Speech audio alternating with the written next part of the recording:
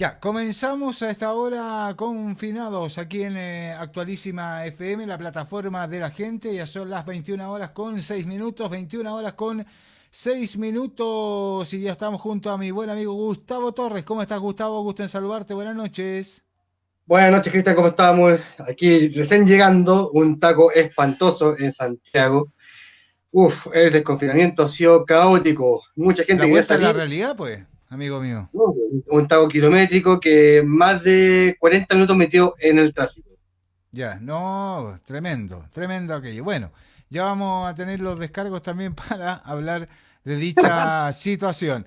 Y por supuesto en esta jornada ya de día martes, mi buen amigo don Luis René López. ¿Cómo está Luis? Gusto en saludarte. Abogado experto en Derecho Laboral y Seguridad Social. Hola, buenas noches. ¿Cómo estás, Gustavo? ¿Cómo estás, Cristian? Qué gusto Hola, David, ¿cómo saludarlo. estás? Hoy vamos a tener que cambiarle el nombre al programa, ¿eh? Se va a tener que llamar Desconfinados. Así Oiga, parece, sí. ¿eh? Así parece. Así como vamos, yo hoy día fui al centro y estaba repleto.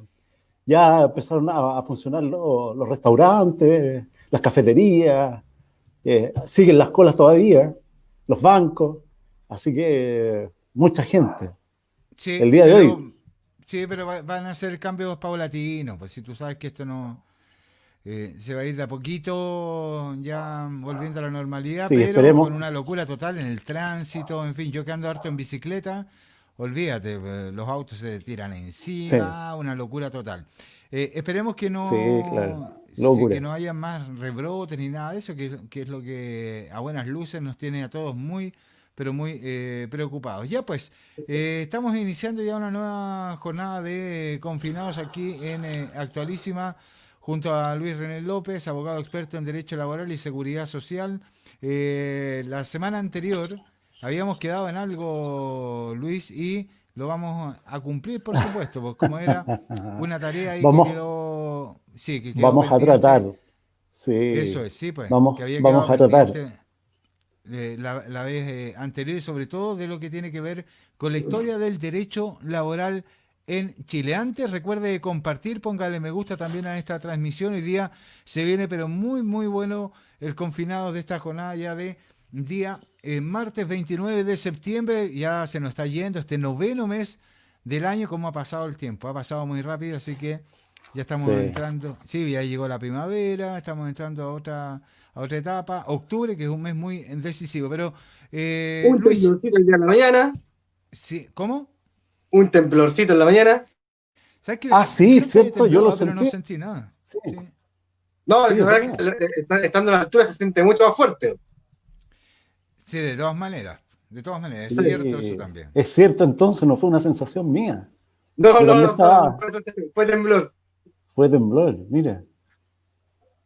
Ya pues, entremos en materia muchachos porque el tema de hoy es la historia del derecho laboral en Chile. Gustavo, Oye, sí, contextualicemos, sí, contextualicemos cuáles eran tus dudas concerniente a lo que era el derecho laboral, el Ah, código ya, del trabajo, cómo directo, funciona y todo eso. directo y hueso al tiro. Ya, Así es vamos. nomás. Yo le Tenemos elegí dos, hartos invitados hoy día, así que yo le elegí dos preguntas planteadas a nuestro abogado.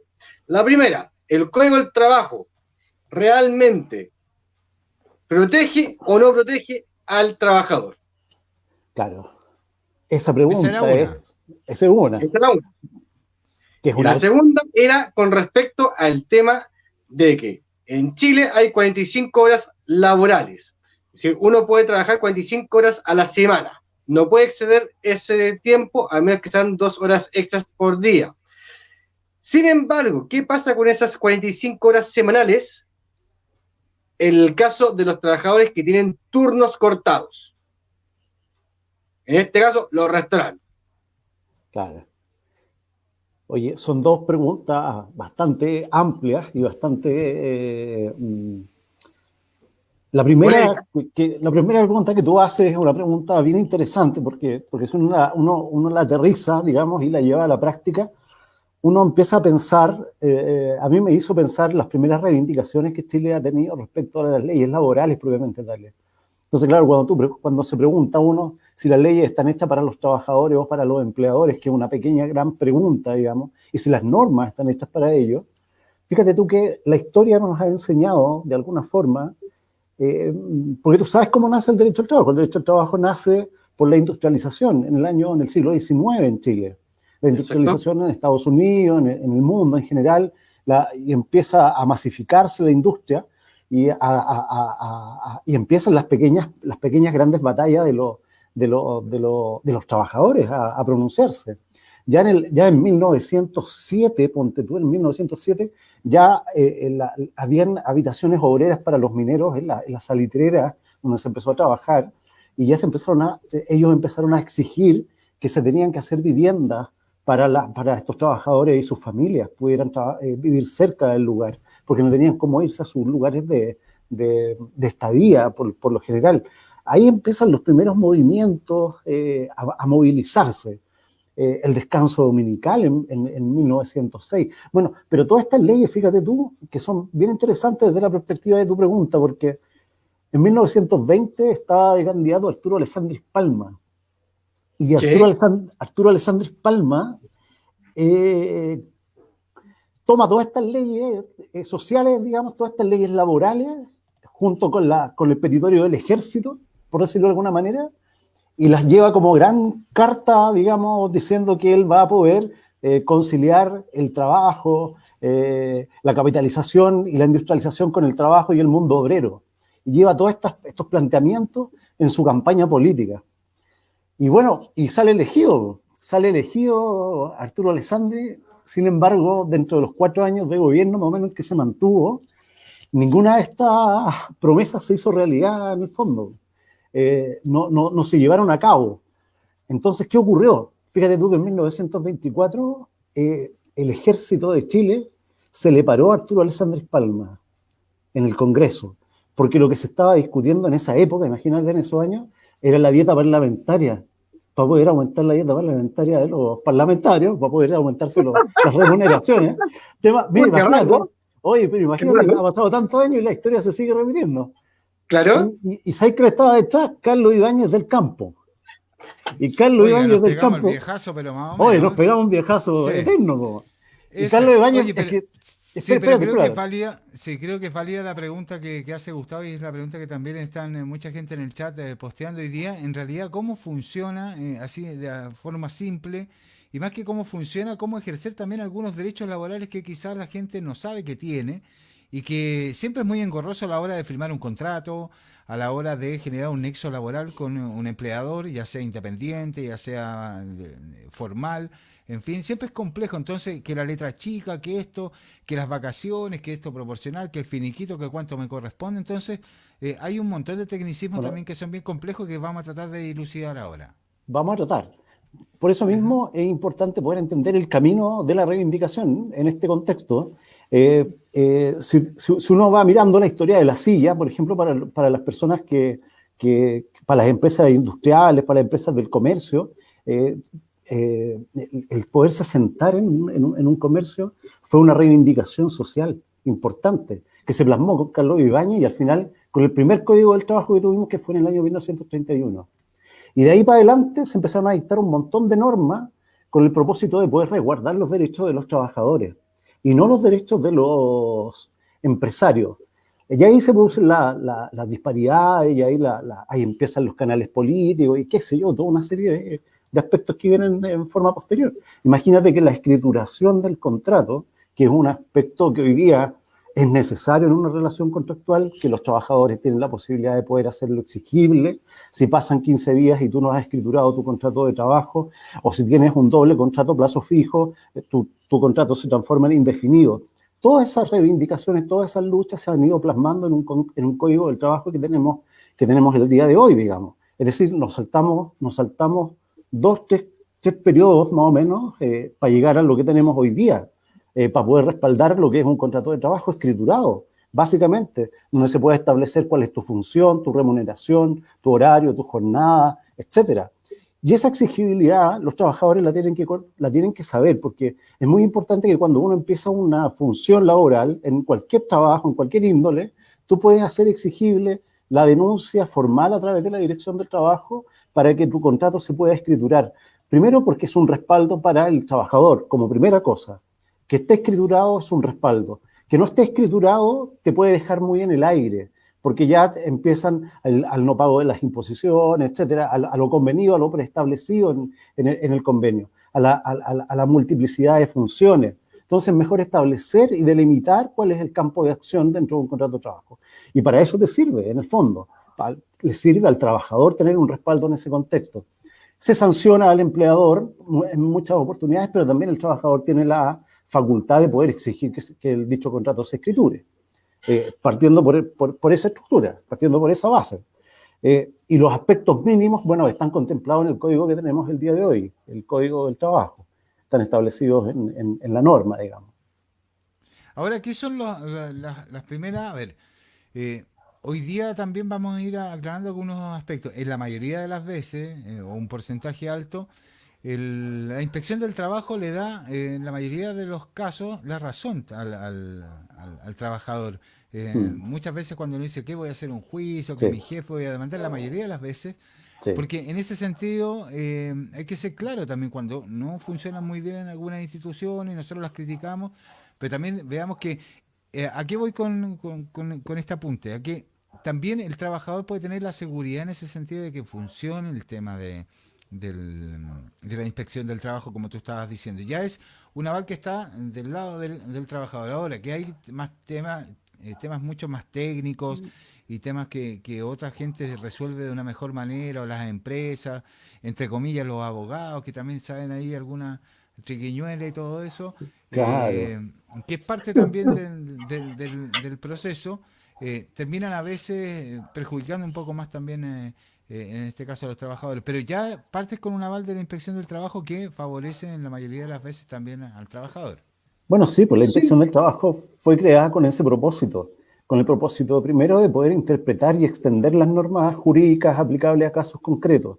Tú sabes que a veces hay normativas, por ejemplo, hay normativas tutelares que hoy día se discutió y está con un veto presidencial que fue rechazado con respecto a la tutela de los trabajadores de los servicios públicos en general y que fue vetado por la presidencia del gobierno de Sebastián Piñera hace muy poquito, digamos. En ese contexto, por supuesto que han existido dictámenes de parte de la Dirección del Trabajo en la aplicación tutelar de los derechos que garantiza el Código del Trabajo y la Constitución Política, que tienen que ver con la integridad, la salud física, mental, tu espacio de trabajo, tu derecho a la intimidad, tu derecho al descanso, tu derecho a la desconexión, una serie de aspectos que están ligados con los principios humanos, básicamente, de los trabajadores. Y en ese contexto, la Dirección del Trabajo, bueno, hace extensivas estas aplicaciones normativas y trata en el fondo, de armonizar, por decirlo de alguna manera, la norma para que sea prudente para el empleador y sea acogible y moldeable para los trabajadores. Para el empleador, en el sentido del cumplimiento de las obligaciones que tiene detrás, porque además se ha transformado en un organismo fiscalizador también. Y como se ha transformado en un organismo fiscalizador, puede perfectamente llegar a tus faenas laborales, observar que estén los libros firmados, las entradas, las salidas, que los trabajadores se cumplan, estén en un buen ambiente laboral, etcétera. Esas cosas las puede hacer y puede informar la Inspección del Trabajo, y eso te puede dar pie para procedimientos para trabajar de manera colectiva con los sindicatos, para poder trabajar de manera colectiva con los trabajadores, con el propósito de ir minimizando los riesgos laborales eventualmente que existen en algunas industrias, sobre todo en la parte de la construcción, la minería, etcétera. Ahí se visualiza mucho más la prestancia y la necesidad que tiene la Inspección del Trabajo. Pero claro, es una muy buena pregunta la que hace Cristian, porque en el fondo la Inspección del Trabajo está al servicio de los trabajadores, pero también está al servicio de los empleadores, y también está al servicio de los abogados, y está al servicio para poder interpretar normativamente las ciertas aplicaciones normativas que muchas veces son engorrosas de poder discutir o poder explicar acá en la radio, digamos. Pero a veces hay aspectos que son muy observables, muy criticables, o jurisprudencialmente. Imagínense ustedes que los jueces tienen que hacer extensiones normativas para poder aplicárselas a los trabajadores. Las nulidades de despido, básicamente. Si un empleador no paga oportunamente sus cotizaciones previsionales, oportunamente, estoy hablando de la oportunidad, Es decir, se le correspondía hacerlo dentro de los primeros 10 días de cada mes y lo hace cuando se acuerda o lo hace cuando el contador se dio el tiempo de poder pagar todas las cotizaciones previsionales, fíjate tú que ahí hay una vulneración de derechos y tú puedes consagrar la nulidad del despido a pesar de que el empleador haya pagado sus cotizaciones, pero no lo hizo de manera oportuna. Y la jurisprudencia ha dicho que tiene que ser de manera oportuna para que sea eficaz, para que el trabajador pueda tener su derecho a la salud, su derecho a una pensión, a la AFP, etcétera, a la AFC, que son básicamente los fondos donde van a parar los recursos de los trabajadores. Entonces, ahora, ¿qué pasa? Sí, me preguntas por el seguro cesantía. A propósito, quiero saludar también a Hugo Gutiérrez Tarifeño. Te manda saludos, Luis. Mucho Eh, gusto, Hugo. Qué gusto. sí. También está en sintonía de Fernando Silva, Claudio Giaconi, en fin, pues amigos que se están conectando también Pablo a Jacoponi, esta hora. saludos para Pablo. Sí, nos pregunta por el seguro de cesantía. Una vez que uno retira ese seguro, ese dinero no se recupera. ¿Cómo se va generando ese dinero ahí en ese ahorro, digamos, ese seguro que es de protección para el trabajador cuando está cesante? Mira, el seguro de cesantía tiene una historia muy reciente en Chile. No es un... se creó con el propósito de poder resguardar los tiempos de crisis. Ese es el propósito, es decir, cuando un trabajador se encuentra cesante o, en este caso, que se hizo por un acto de autoridad, ¿no es cierto?, que se pudiera pactar la reducción horaria y que los trabajadores pudieran echar manos al seguro de cesantía. En ese contexto se estableció este seguro de cesantía. Fíjate tú que ahora, hace muy poco, se acaba de flexibilizar la norma para poder sacar los fondos de los trabajadores que quieran pactar con su empleador la posibilidad de reducir su jornada horaria, o bien los trabajadores que se encuentran cesantes puedan retirar sus fondos. Se ampliaron las causales también, porque hay causales de despido que también se pueden hacer aplicables para poder retirar esas platas. Eso se flexibilizó y hoy día los trabajadores pueden hacer mano y pueden echar pie. La plataforma de la FC se modernizó y es decir, hoy día tú puedes poner tu root y tu clave única, básicamente, y puedes saber si efectivamente tienes derecho o no tienes derecho al fondo. ¿Qué ocurre con el fondo? El fondo se termina cuando se acaba la plata. Al trabajador se le paga un porcentaje que comienza con un 70% de tu remuneración, continúa con un 55%. Hoy día esta flexibilidad permite que sea un 55% permanente, hasta que se te agoten los fondos. Ya antes era más progresivo, era 55, 35, etcétera, hasta que pudieras agotar y pudieras acabaras tus fondos, digamos, del sistema. Eso. Es una opción voluntaria del trabajador retirarlo, ¿eh? No es obligatoria, es facultativa, pero en el fondo, hoy día la necesidad, hoy día el desempleo te ha llevado a que la AFC muestre, digamos, su mejor cara y ha tratado de mostrarla a través de, bueno, todos los organismos públicos en general, pero la AFC ha tratado de modernizarse porque fue uno de los lugares donde mayor cantidad de gente se atochó para poder retirar sus fondos y sus plata y sus recursos. Hoy día eso está más flexible, se aplica una norma para proteger el empleo. Ahora hay un subsidio que también está muy ligado con esto, que se supone o se entiende que en algún minuto las personas que van a poder subsidiarse con esto, los empleadores, etcétera, van a tener que hacer un aporte adicional al seguro de desempleo con el propósito de poder ir fortaleciendo este sistema, que en definitiva es para poder favorecer a los trabajadores cesantes, o porque claro, trabajadores que quedan sin empleo, de eso se trata. Una persona que está, trabajador dependiente o independiente que tenga fondos, puede recurrir perfectamente al seguro de desempleo hoy día. Ya, pero continuando un poco, quiero retroceder un poco lo que dijiste anteriormente respecto a la inspección del trabajo. Dale. La inspección del trabajo, antiguamente, porque hace un par de años atrás, si no mal recuerdo, si no me falla, hace un par de años atrás salió una ley en la cual protege al trabajador que hace una denuncia. Porque anteriormente, antes de esa ley, si el trabajador hacía la denuncia, automáticamente era despedido. Ahora no puede ser despedido de manera inmediata. Claro. Partimos por ahí. Sí. Lo otro, ¿qué pasa, por ejemplo, con los trabajadores? Porque tú me hablas del Código del Trabajo, que el Código del Trabajo protege al trabajador, también protege al empleador y también protege o ayuda, de cierto modo, a los abogados. Pero ¿qué pasa, por ejemplo, con los vendedores? ¿En qué aspecto? Estamos volviendo de la pandemia, estamos saliendo nuevamente a flote, volvemos en cierto modo a la normalidad, entre comillas. Se están abriendo los malls, se están abriendo las tiendas. Sin embargo, hay empresas en las cuales a los vendedores, que antiguamente que ganan por comisión, y la comisión antigua era, antes de la pandemia, era, tú vendes 10.000 pesos, tú tienes el 1.5% de comisión de esos 10.000 pesos.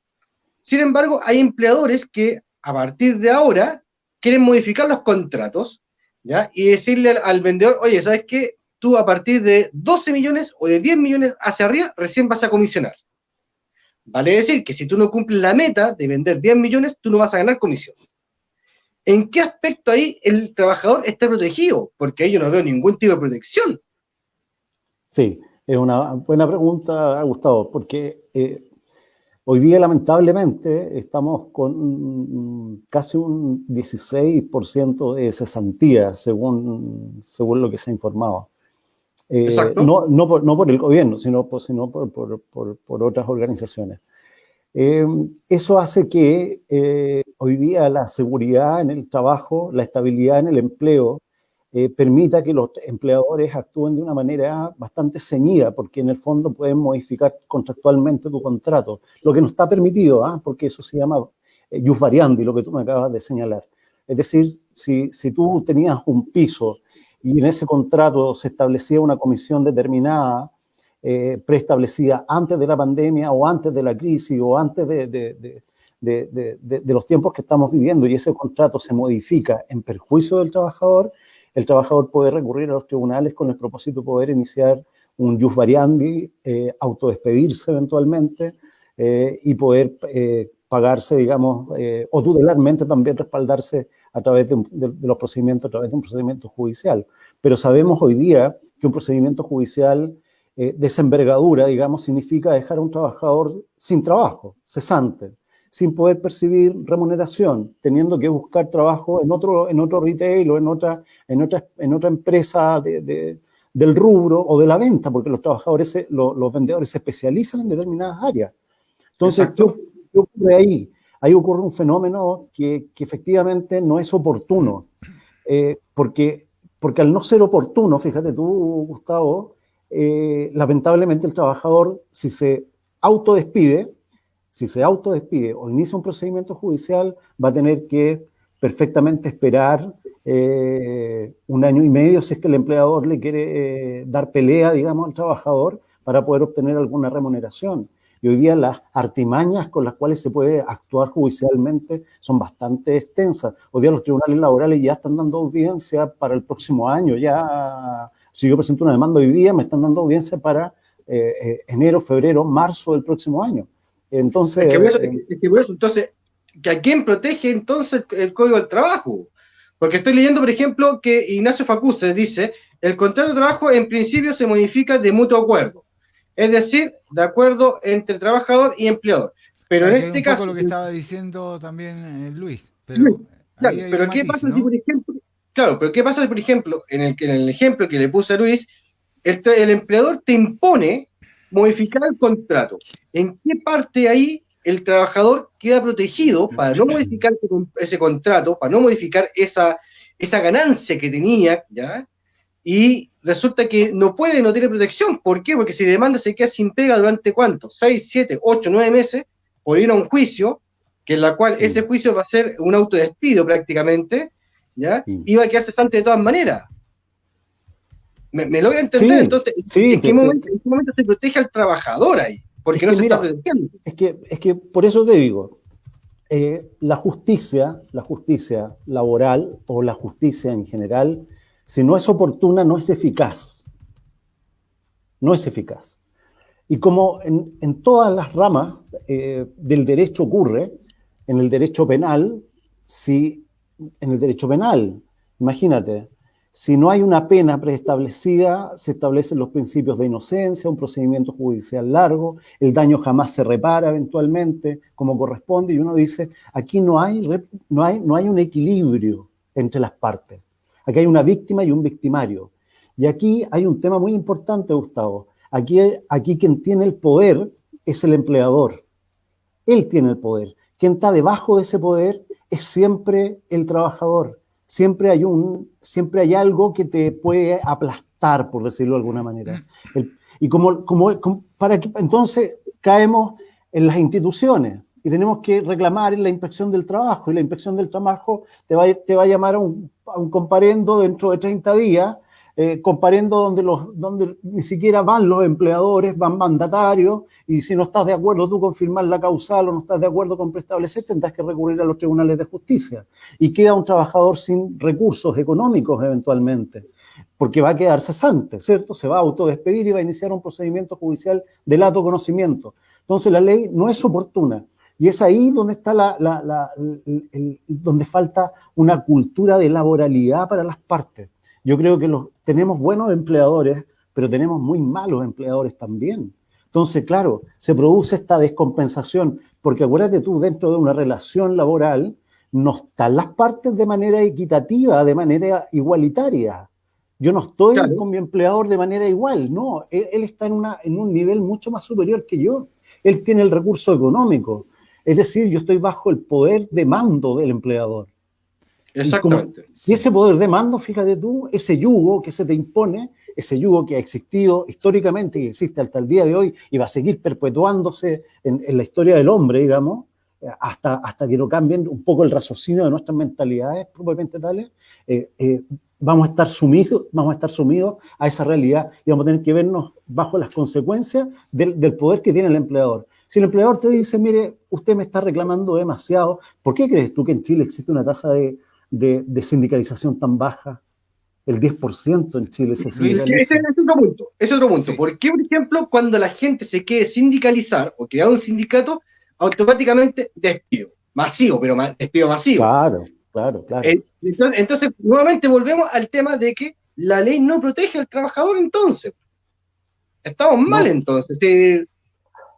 Es que la protege para algunas cosas al parecer y para otras no. Mira, quiero ir con una pregunta que están haciendo nuestro público también. Johan Mancilla Peso, le mandamos saludos también. Una consulta, yo gané un juicio, me pagarían mensual un monto y eso nunca se hizo. Y yo firmé el acuerdo con los abogados en el juzgado. ¿Qué se puede hacer? Esto ya lleva 2 años. ¿Cómo yo puedo cobrar? ¿O dónde puedo ir a ver cómo va este sistema de pago? Porque los abogados míos se quedaron con los papeles. Ahí nos pregunta Johan Mancilla Peso. Bueno, ahí habría que entrar a preguntarle, hacerle otras preguntas más al señor Peso, porque primero hay que ver si esas platas fueron entregadas o no fueron entregadas, como primera cosa.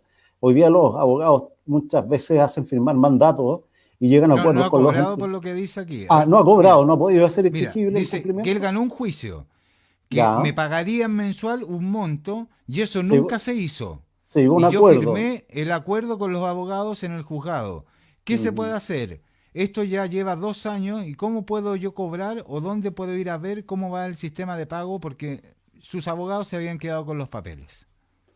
Mira, para ver sus antecedentes y para ver sus documentos, hoy día con su clave única en el Poder Judicial puede bajar toda la información, puede bajar la documental, puede bajar la demanda, puede bajar el acuerdo preestablecido. Eso lo puede hacer con un simple clic con su clave única en el tribunal respectivo. No es necesario ir personalmente al tribunal, lo puede hacer en línea. Obteniendo esa documentación y viendo el incumplimiento contractual, bueno, los abogados que lo están patrocinando deberían iniciar un juicio ejecutivo en contra de este incumplimiento contractual y ver la viabilidad si es que este empleador tiene bienes o no tiene bienes para poder precautoriar y hacer exigible el cumplimiento de la obligación. Si no tiene bienes para poder precautoriar, hay que ver en qué circunstancias se encuentra este empleador, porque hay muchos empleadores que en esta época se han tirado en quiebra. Entonces hay que formar parte de esa realización concursal, hacerse parte de los procedimientos concursales de quiebra para poder tener orden de prelación en el pago, en el cumplimiento de la obligación, si es que está primero en la lista. Hoy día los trabajadores están primero en la nómina independiente de otros acreedores, por lo tanto eso los favorece. Hay una norma pro operario, hay una pro trabajador. Por lo tanto, yo creo que hay que entrar un poquito a analizar si es que ese empleador tiene los recursos para poder cumplir, porque en definitiva, si no cumple con su obligación, tendrán que continuar los abogados con la etapa de ejecución del incumplimiento al avenimiento al cual se llegó. Y ese incumplimiento incidental, bueno, tendrá que recurrir en el mismo tribunal para que pase a los tribunales de cobranza laboral y seguir con la ejecución eventualmente hasta poder provocar un embargo, etcétera. Sí, Tiempo. ¿Cuánto se demora? Es que eso puede ser muy largo. Hay juicios yo tengo juicios que todavía el empleador brilla por su ausencia y llevan casi 4 años sin que se pudiera pagar. Es decir, nuevamente el trabajador queda desvalido. Nuevamente, sí. Mira, dice Ignacio Facusa, el movimiento sindical es un factor de relevancia para la protección de los derechos de los trabajadores para equiparar la desigualdad entre el empleador y el trabajador. Muy bien, Así es, Luis, ahí así por es. el apunte que nos hacía. Bueno, este es un tema que da para harto, sus consultas, nosotros las vamos a estar respondiendo en la medida que vayan llegando porque vamos a seguir avanzando. Luis se va a quedar con nosotros. Oye, muy interesante. Sí, oye, lo que Muchas se gracias. viene... Tenemos que hacer sí o sí un programa exclusivamente de esto, porque realmente Sí. el tema da para largo. Y lamentablemente, sí, por mucho que Luis, yo lo entiendo, yo entiendo la posición de él como abogado, pero la ley en sí, por lo que está demostrado y por lo que estamos hablando en este momento, el trabajador tiene cero, pero cero protección. Es decir, a un auditor le están diciendo que firmó un acuerdo y no le han pagado, hace 2 años que firmó el acuerdo. Para que le paguen tiene que entrar nuevamente a un juicio que puede demorarse ¿cuánto? 4, 5, 6, 7 años. O sea, pero Es tiene decir, que revisar el estado de cómo está ese Sí, juicio. hay que Eso es revisarlo. lo primero. pero por eso, si revisando el estado, pongámosle, se revisa el estado, está todo ok, y no pagaron, para que le paguen tiene que iniciar un nuevo juicio. Sí. Por eso Entonces, digo que la justicia tiene que ser oportuna para que tenga validez, para que sea pero eficaz. ¿cómo se hace oportuna? Pero ¿cómo se hace oportuna una justicia si en sí tú dices que en este momento hay juicio a partir de enero del próximo año? Claro, Recién ahí te están porque agendando un juicio que tú ya te lo demanda ahora. faltan tribunales laborales, hay carencia, hay mucha demanda, etcétera. Hay un montón de factores, hay pocos jueces laborales en Chile. Hay que preparar mayores jueces laborales. Tenemos poca cantidad de jueces. Los tribunales, imagínate que... ¿Es poco rentable ser juez laboral? ¿Es poco rentable? ¿No es sí, llamativo? es muy rentable, es muy rentable. Lo que pasa es que, mira, el tema da para más y tenemos un invitado, yo sé que Cristian estaba ahí haciendo señas. Estás desesperado. Estaba un poquito desesperado. Yo estoy quieto, yo estoy confinado aquí, estoy confinado.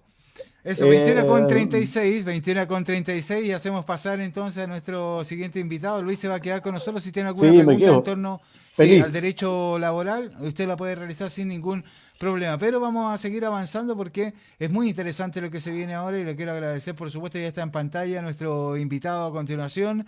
Él es Alexis Gaete, biotecnólogo y candidato a doctor de Ciencias Silvoagropecuarias del INTA de la Universidad de Chile. Estuve practicando esa palabra toda la noche.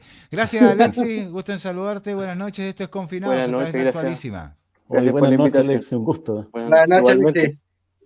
Bueno, ustedes se preguntarán para qué invitamos a Alexis, aparte para conocerlo, para conversar el tema de hoy, porque es la vida microscópica en la Antártica. Y quiero leer algo introductorio para que nos metamos en el tema, porque durante todo el año el programa Explora celebra el año de la Antártica y en esta línea, durante el mes de septiembre, el proyecto asociativo regional Región Metropolitana Norte, Explora Región Metropolitana Norte, realizó diversas iniciativas, entre ellas infografías, concursos y notas informativas sobre este importante lugar llamado Continente Blanco. Por ello, el investigador Alexis Gaete nos cuenta sobre la vida microscópica en la Antártica. Y arranco, Alexis, ¿qué hace posible que exista vida vegetal en el continente más frío del planeta?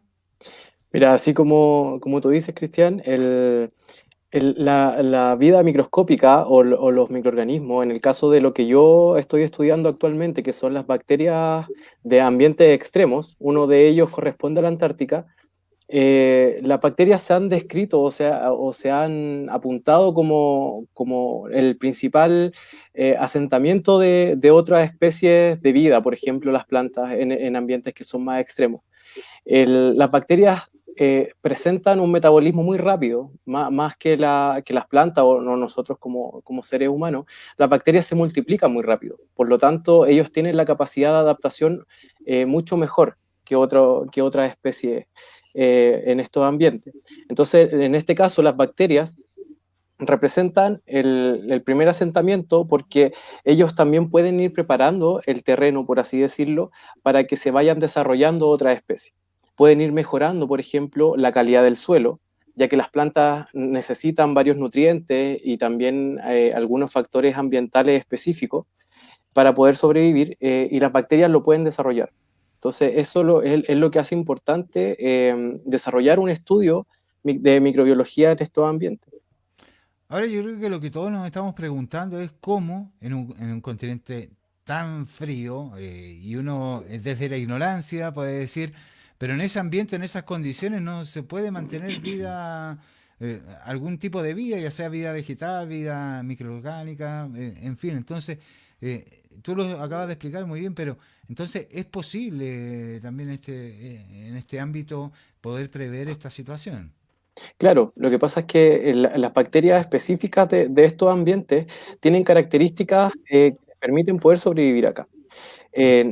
Antártica presenta un clima muy frío, ¿ya? La mayoría del tiempo presenta nieve, está congelado.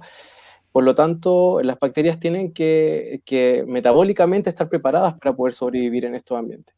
Ya dentro de toda la genética y la proteómica que tienen estas bacterias, poseen algunas proteínas que impiden que se formen cristales dentro de la célula, ¿ya? Y estos cristales, así, al no formarse, impiden que la célula se rompa, ¿ya? Por lo tanto, estas proteínas podrían ser esenciales para que exista vida en estos ambientes. Muchachos, A ver, es que me dejó dando vuelta el tema de los cristales, en donde esos cristales permiten que haya un poco de vida en la Antártica, o que las bacterias se puedan alimentar en cierto modo. Es algo así lo que estás tratando de explicar, ¿verdad?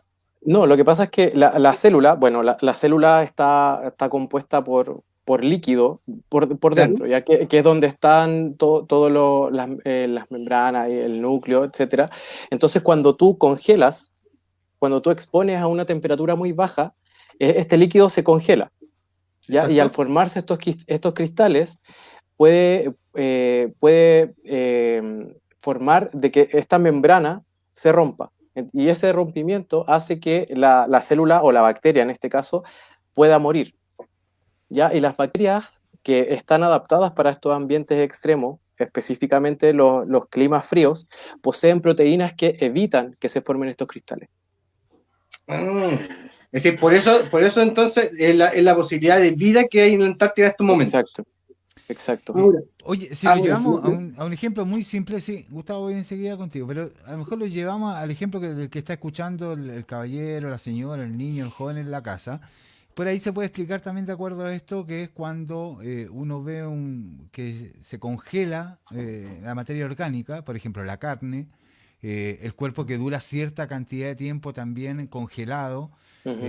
no es eterno ni un extenso tiempo, pero por ahí se explica de acuerdo a esto también que el organismo o todo lo que es la materia orgánica va desarrollando también ciertos microorganismos que te permiten también la conservación en ese ámbito, Exacto, ¿no? exacto.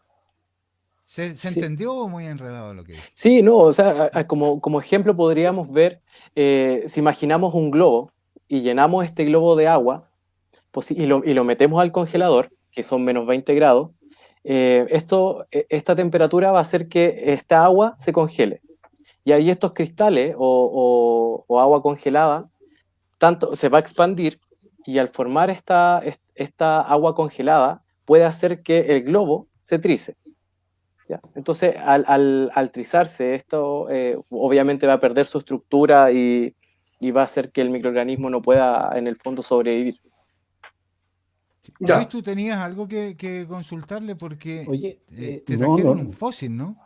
no, sí, sí, yo, Mira, no, no, si se ríe Gustavo, a pero mí es verdad. a mí me regalaron hace muchos años, el año 2008, un amigo biólogo también que viajó a la Antártica, me trajo una piedra allá.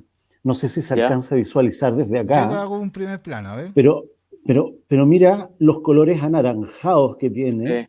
tiene unos mohos o un musgo entre medio de las grietas, Claro, y es muy linda, digamos, y además los colores son totalmente distintos a las piedras de acá de los roqueríos centrales. Se nota que es un fósil, que no sé qué características tendrá, desconozco un poco de qué se trata, de qué está compuesto, pero esos colores anaranjados maravillosos. eh, bueno, y ese musgo que todavía se mantiene, fíjate, tiene un moho ahí adentro de la cubierta que todavía está, son unos pequeños vellitos chiquititos que están como compenetrados, como que imposible que esto se rompa con los siglos y los siglos. Están confinados. claro. Confinados, Sí. claro. De hecho, bueno, en la temporada que nosotros realizamos, la toma de muestras en Antártica corresponde al periodo de verano, que es cuando hay menos nieve en el territorio. Podemos ver gran cantidad de musgo o sea, uno podría pensar de que en la Antártica no hay vida, no hay plantas, no hay nada, Claro, y claro, bueno, sí, claro. hay especies vegetales, está el clavel antártico, el pasto antártico, y hay muchas Mira, zonas donde la presencia de musgo es muy evidente, y se forman unas alfombras enormes de musgo. eso, claro. Sí, es súper bonito. Qué maravilla. Oye, Entonces, bueno, sí. Alexis, yo te quería sacar un poquito de los vegetales y la vida. En estos lugares tan extremos, y hoy día, estando en el siglo XXI, ¿es posible que el hombre pueda habitar esos lugares o no? ¿O vivir allá? Bueno, o sea, Armarse. sí, o sea, una de las cosas que nosotros buscamos en cuanto a las investigaciones, porque, bueno, lo que yo fui a hacer allá fue a investigar este tipo de bacterias y cuál era la relación que tenían las bacterias con las plantas allá. Y bueno, y efectivamente estas bacterias lo que ayudan o contribuyen a que existan plantas allá, ya mejorando la nutrición del suelo e impidiendo un poco de que la planta sense o se dé cuenta que está en una condición de estrés y muera. Eso es lo que yo estoy estudiando actualmente. Y bueno, allá durante todo el año hay marinos que viven allá. Ya, Bueno, nosotros sí, vamos, sí, nosotros cuando vamos a terreno vamos apoyados por la Fuerza Armada. Ellos nos llevan ajá. en buque, tienen container, tienen lugares donde nosotros nos podemos quedar a hacer investigación y varios de ellos se quedan durante todo el año. Oye, Entonces, mucho investigador extranjero también, ¿no? sí, sí, Europeo, sí, mucho, ¿no? sí. Nosotros, bueno, compartimos con investigadores polacos, rusos, los chinos tienen unas Oye, plataformas enormes yo, donde hacer investigación allá. una pregunta, ¿y la investigación de eso, en esos países, de manera conjunta con la chilena, va a la par, ¿no? Siendo nosotros de la casa, digamos, me imagino que las investigaciones van en el mismo sentido, digamos, en el mismo contexto. Sí, ¿Hay prestaciones de conocimientos ahí o son un sí, por poquito... supuesto, no, en el Sí, caso de ¿no? la ciencia todo se comparte, Muy bien. todo el conocimiento que vamos generando sí o sí tiene que ser compartido, o sea, la idea es que vayamos todos en la misma línea, que nos vayamos apoyando, bueno, hace muchos años que la ciencia no es individual, Ahora, tratamos de de que acuerdo a tu sea un poco más sí, colaborativo. a tu investigación tremendamente importante, grande y muy amplia, eh, ¿se ha podido llegar a alguna conclusión de qué había antes en la Antártica, allí? No, ¿Que o quedó, sea, que quedó y se convirtió en esto? sí, otros estudios se están enfocando en eso, ver más o menos los fósiles que hay. Bueno, dentro del equipo de científicos que vamos a investigar, vamos de distintas áreas. Yo fui por la parte de microbiología, por la parte de bacterias, también habían antropólogos, habían veterinarios, Ah, claro. habían otros investigadores que iban a ver el tema de virus con la gripe aviar. Pero sí, o sea, la ciencia en la Antártica se está desarrollando y lo bueno es que se está apoyando. Ya como Qué fue bueno. lo que hizo ahora los amigos de Par Explora, que realizaron esta nota con el trabajo que yo estoy realizando. Y bueno, en base a esto también es el tema de la difusión. En el caso tuyo, por ejemplo, que estás haciendo análisis o investigación de las bacterias, ¿con qué fin? ¿Cuál es el motivo o lo que esperas lograr con la investigación que estás haciendo?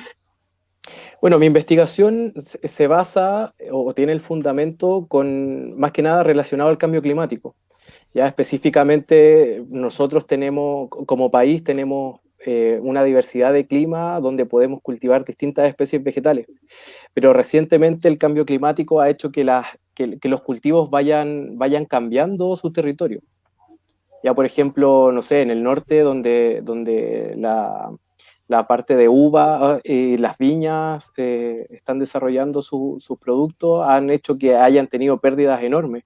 Entonces, la idea es poder contrarrestar este efecto del cambio climático, eh, un poco apoyando el cultivo de estas plantas con estas bacterias que hemos ido investigando desde ambientes extremos. Ya no solamente yo lo desarrollo en Antártica, sino que también lo he desarrollado en el desierto de Atacama. Entonces, podemos contrarrestar el efecto de la sequía o podemos contrarrestar el efecto del frío, por ejemplo, en la Patagonia. Sí, nos preguntan típicamente, y yo creo que es recurrente ahí, Víctor nos está viendo también desde la comunidad de Cerrillos, nos dice, ¿hay alguna instancia que en algún momento esto se puede ir extinguiendo, se puede ir derritiendo la Antártica, no se puede ir desapareciendo como superficie, como continente, en fin? Sí, sí, de hecho lo mismo, el efecto del cambio climático ha hecho que las zonas de deshielo sean mucho mayores año a año.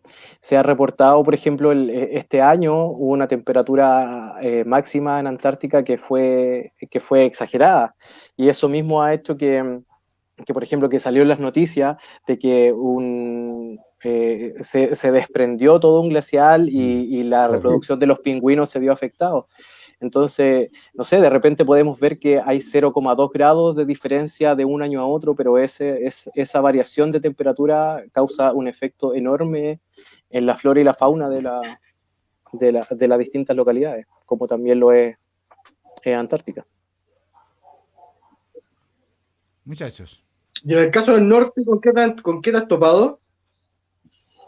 Bueno, en el norte tenemos varias bacterias que ayudan a la tolerancia en los cultivos cuando están en sequía. Bueno, hemos estudiado algunas bacterias que tienen la capacidad, por ejemplo, de alargar las raíces de las plantas. Entonces, eso hace posible de que la planta pueda buscar agua más profunda, como por ejemplo de alguna napa subterránea que haya en el lugar. Perfecto. Ha sido bastante beneficioso en ese aspecto en el norte. Sí, o sea, es que tienen Más que características en el sur. distintas. O sea, hay algunas bacterias que se comparten entre un lugar y otro, porque, o sea, uno podría decir de que en el desierto de Atacama es mucho calor, pero en la noche el desierto de Atacama es muy frío también. Es frío, no Entonces, sé, es frío. exacto, la fluctuación de temperatura en el desierto de Atacama es mucho mayor.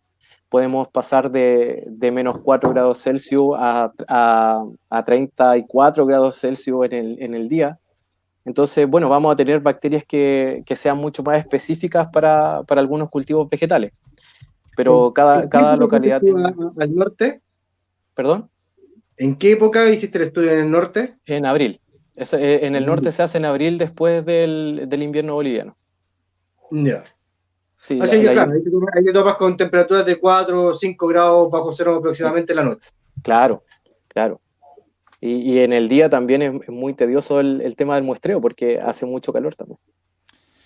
Sí. Bueno, sí, Alexis, ¿qué proyecto se viene ahora? ¿Alguna nueva investigación, algo relacionado con esto? ¿Lo más próximo que nos puedas adelantar? Sí, o sea, mi investigación va ahora en la validación de que estas bacterias tienen la capacidad de aportar en tolerancia a algunas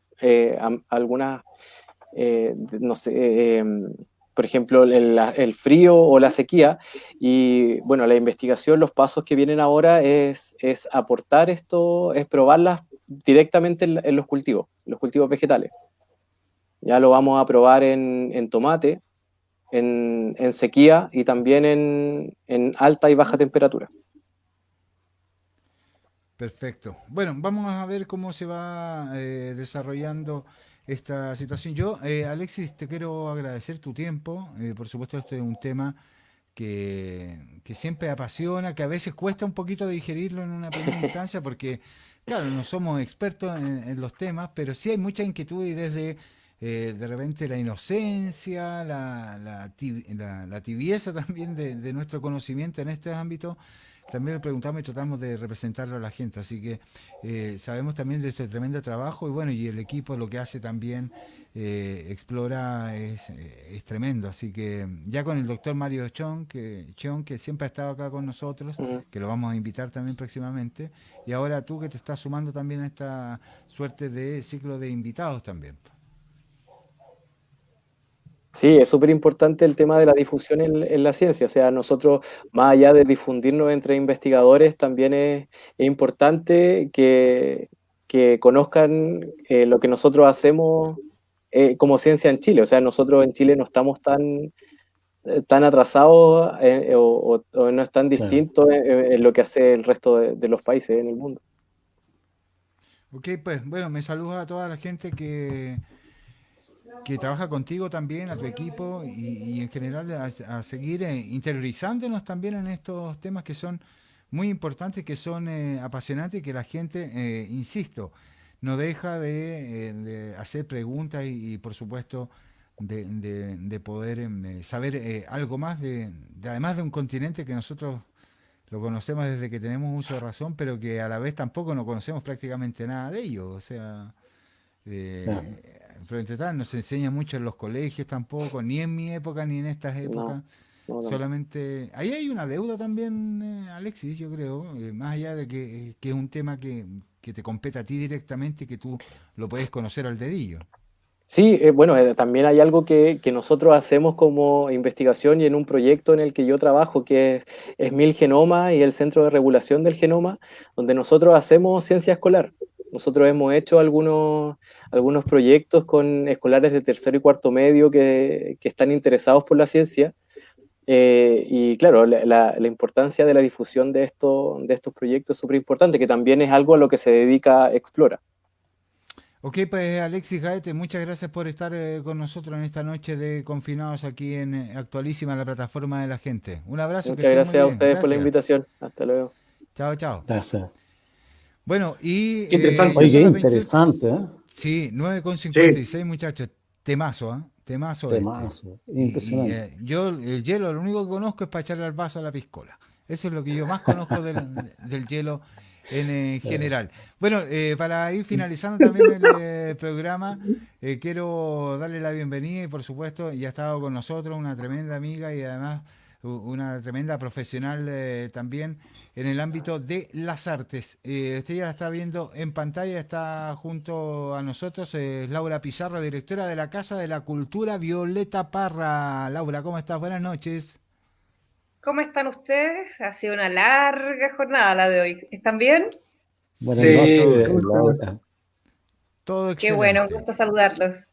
Sí, bueno, Laura, te invitamos por dos temitas a la pasada, que hoy día hubo una actividad muy interesante, digamos que para los que se están integrando también a la sintonía, Laura es la directora de la Casa de la Cultura Violeta Parra de Cerro Navia, y donde esta Casa de la Cultura, como muchas otras redes de centros culturales y de casas de cultura de la región metropolitana, muchas del país también, hacen estas redes de actividades también, intercambian conocimientos, conversan, debaten, pero Cerro Navia específicamente ha estado encabezando dos campañas. Una que tiene que ver con Víctor Jara, que justamente entiendo hoy muchos artistas de la Casa de la Cultura interpretaron las obras, las canciones, todo lo que fue el legado cultural y musical de Víctor Jara. Cuéntanos un poquito de aquello. Bueno, antes que todo, muchas gracias por poder compartir esto con ustedes. Fue una preciosa jornada porque además también nos animamos en esto de las nuevas tecnologías en poder hacer esta remembranza de Víctor Jara, en particular porque su paso por la comuna de Cerro Navia, antes Barranca, eh, o es parte de la creación La Población, donde se encuentran canciones tan hermosas como Herminda de la Victoria, que hoy día la población tiene el nombre, hasta el día de hoy, ¿no?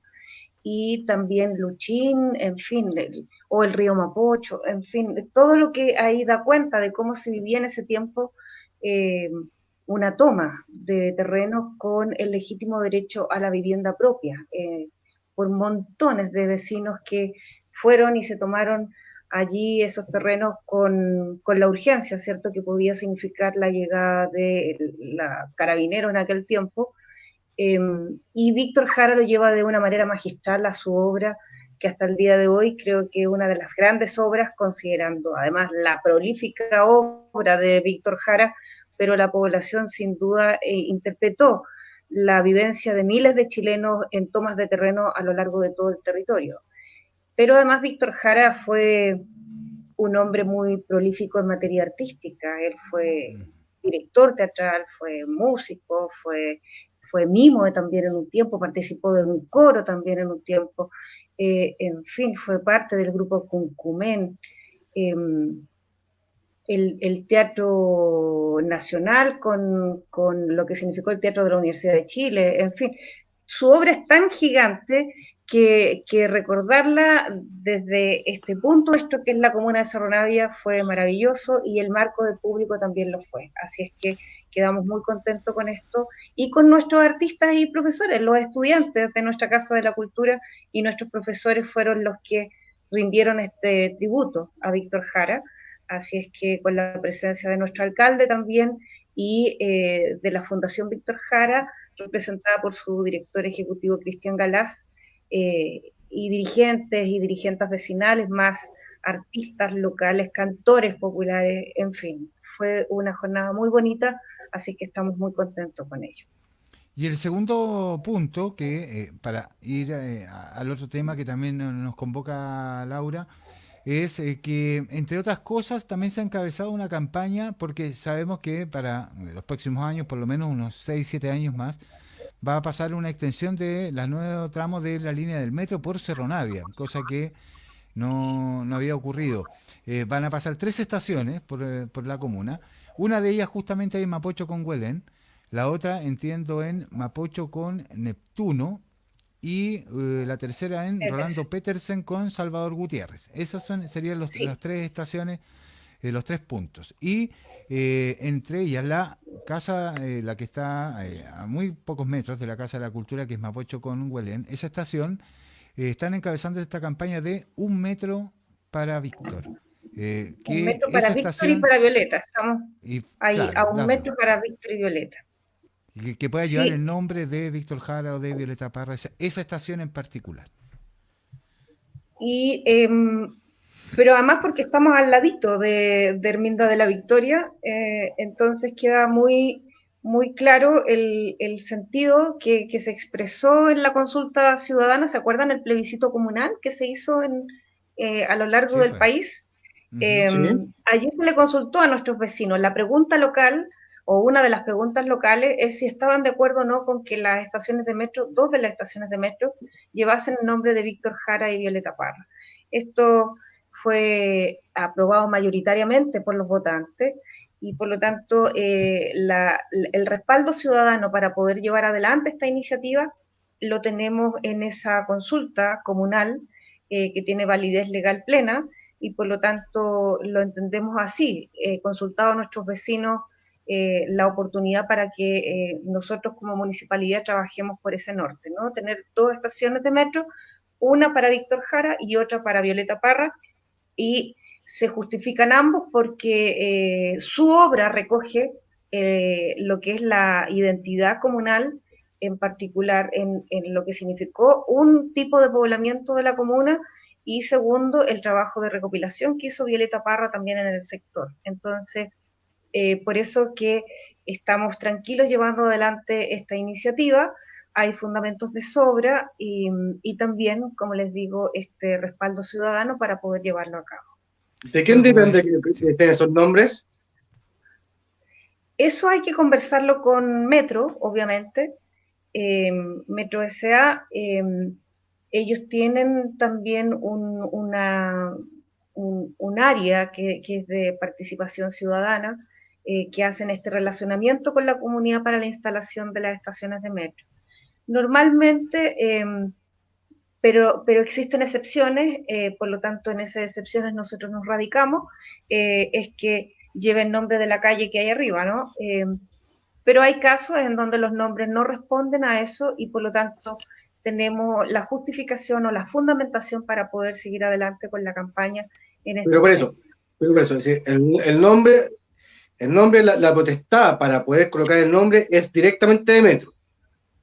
Exacto, pero como los vecinos son los que van a ser los usuarios, Por eso es entonces, una Claro, campaña. claro, no, también está bien. exactamente. No está bien, La pero a lo que voy yo, que participación, la participación es una cosa, la opinión de los vecinos es una, la campaña, la propuesta que quieren hacer es otra, pero quien decide directamente qué nombre lleva la estación es Metro, a eso me refiero. Si sí, habría, en caso de que Metro diga no, ¿sabes qué? Vamos a poner X nombre, vamos a poner el nombre X. Si ustedes no están de acuerdo con la campaña y con la votación que se hizo, que la cual tú estabas diciendo también que es válida legalmente, ¿se podría hacer algo aparte de la campaña, llegar a tribunales para que la estación lleve el nombre o no?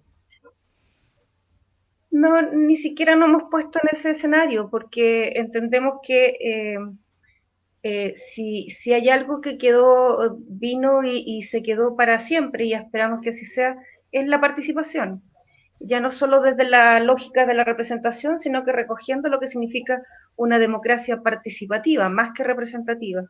Y Metro S.A., si bien es una empresa, eh, se nutre de los recursos de todos los chilenos, por lo tanto, ahí nosotros esperamos que haya una respuesta sumamente positiva a un trabajo que recién se inicia, además que está bien aspectado, pero también bien en la fase primaria, con estas cuestiones iniciales, pero es una campaña que recién está partiendo, esperamos que se sumen, por cierto, y pero que responda a esto, no a esta línea ni de la confrontación ni de nada, mucho menos que eso.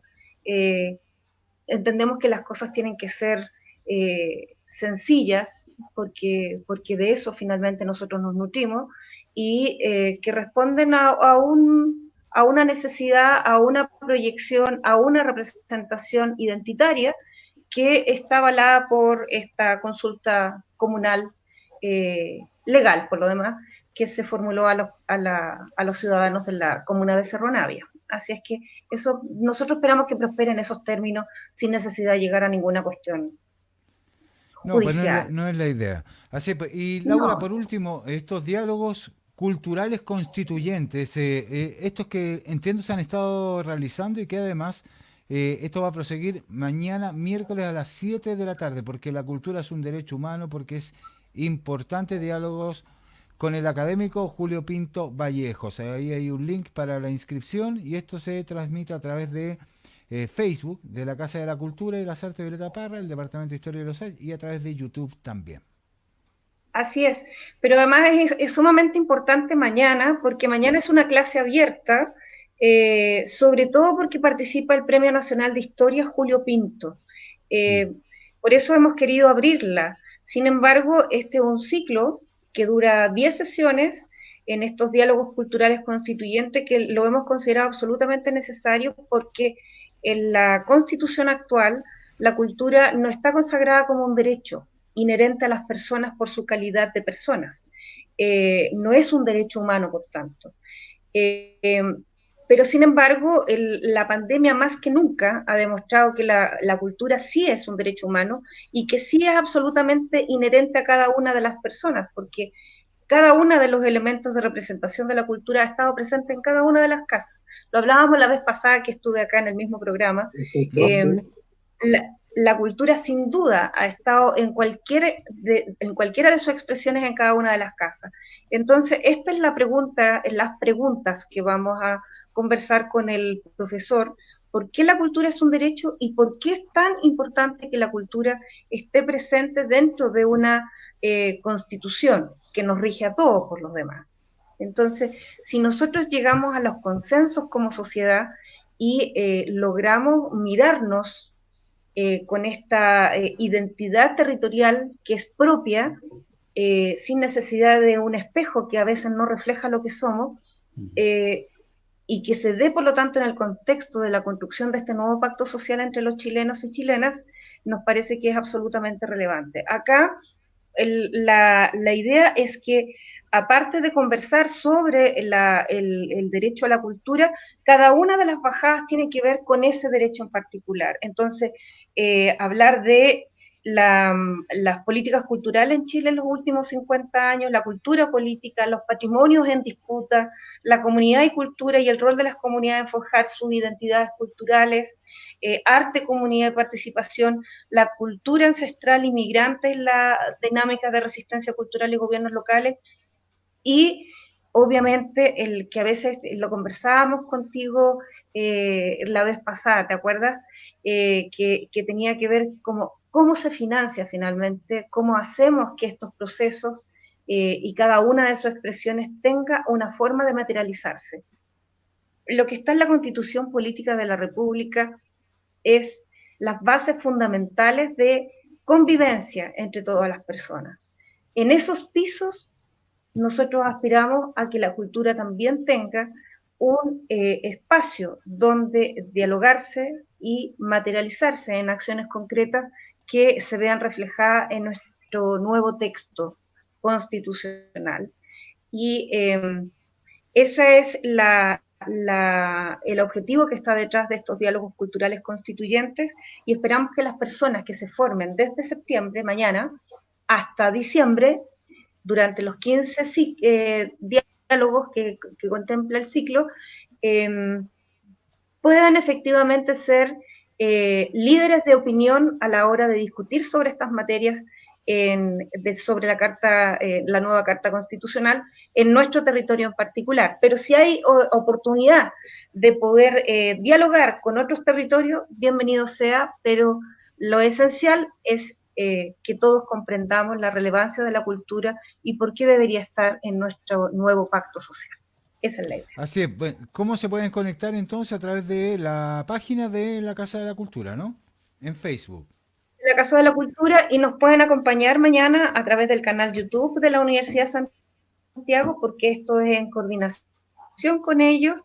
Tenemos un convenio de trabajo que hemos desarrollado distintas iniciativas, esta es otra más, y esta se hace con el Departamento de Historia, hemos hecho otra con el Planetario, con vinculación con el medio, extensión cultural, etcétera, y esta en particular está desarrollada de manera conjunta con el Departamento de Historia de la Universidad de Santiago, así es que por eso es que cada uno de estos diálogos será con profesores de la USACH y también con nuestros representantes locales.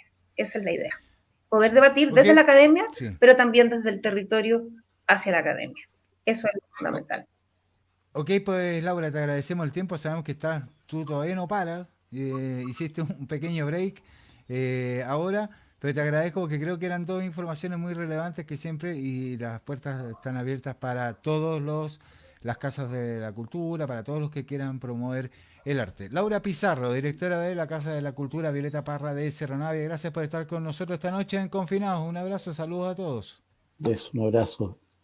Muchas gracias, Cristian. Chao, Gustavo. Chao, Luis. Que estén muy bien. Chao, muchas gracias. Bien, pues ahí estábamos, muchachos. Se nos alargó un poquito más el programa, pero estuvo, creo que está interesante, está súper interesante. Sí, ya, vamos a tener que hacer, sí, definitivamente, sí o sí, Luis, vamos a tener que hacer un programa exclusivamente para hablar de leyes laborales.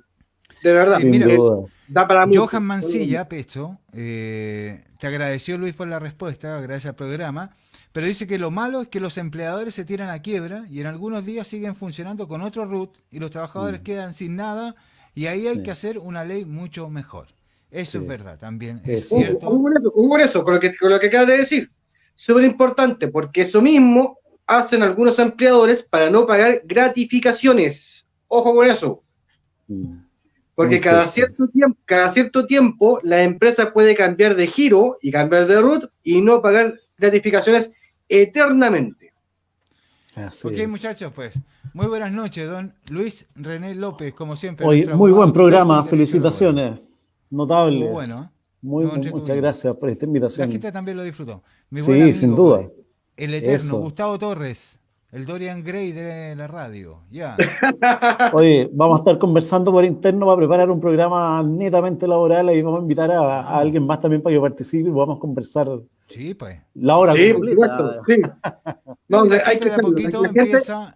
La gente lo va a agradecer, de verdad. Lo va a Y la agradecer, gente de a sin poquito duda. empieza a preguntar y Sí. todo eso. Así que. Bueno, que creo tengan una linda semana, chiquillos. Y bueno, pásenlo bien dentro de todo y a cuidarse, que la pandemia todavía no termina. Ojalá que no haya rebrote, a cuidarse mucho nomás. Es así. Oye, el jueves vamos a estar, pero no vamos mañana, vamos el jueves, martes y jueves. Sí, porque no hay tanto presupuesto, porque Gustavo es bastante caro mantenerlo acá, Luis, qué decir. El jueves musical vamos a tener, jueves de música chilena, porque vamos a tener un Bien. tremendo invitado, como es Jaime Atria, hijo. ¿Quién es Jaime Atria? Mira, El padre. folclorista, claro. Sí, pues y parte de la cultura chilena. Por El supuesto. creador nada más y nada menos que de una de las cuecas más populares que existe en nuestro país en la historia de la música, como es La Consentida, entre La otros. Consentida. Ya pues. Jaime Atria Maravilloso, viene, Oscar. sí, viene con su trabajo nuevo también a mostrarlo acá a Confinados. Jueves Eso. musical, martes ya estamos terminando, 29 de septiembre, 10 de la noche con 17 minutos. Un abrazo, que estén muy bien, muchachos. Igualmente. Un abrazo, que estén bien, Cuídense. cuídense. Una buena Chao, semana. chao. Esto fue Confinados en Actualísima. Que les vaya bien. Chao, gracias.